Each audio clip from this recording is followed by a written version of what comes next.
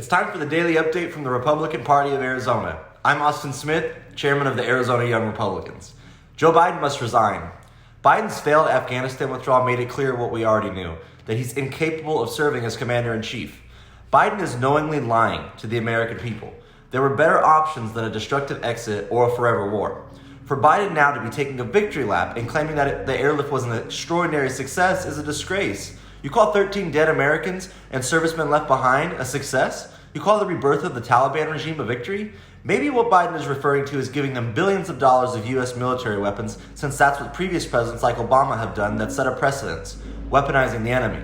To blame others, especially the previous administration, for this catastrophe in Afghanistan is shameful, and it's beneath the President of the United States. The White House Chief of Staff, Ron Klain, insisted that they managed the Afghan withdrawal as well as it could have been managed. If that's the case, I'm afraid to ask what failure looks like to this incompetent Biden administration.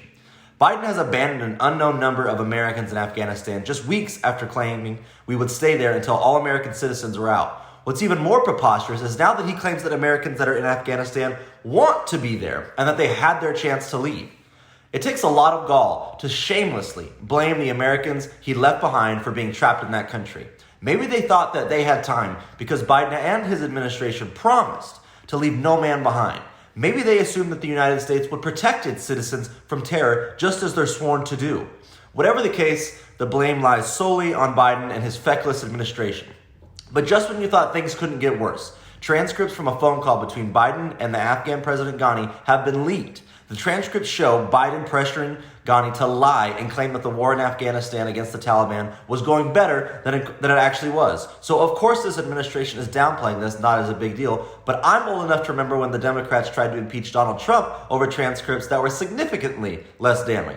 Americans and our allies deserve better. And they deserve better than Joe Biden's weak and failed leadership in Afghanistan. It's fallen to a terrorist regimes, and there are Americans stranded behind enemy lines. The border crisis is worsening by day. Crime is spiking in communities across the country. There is too much on the line for Biden to stay in office. He has got to go.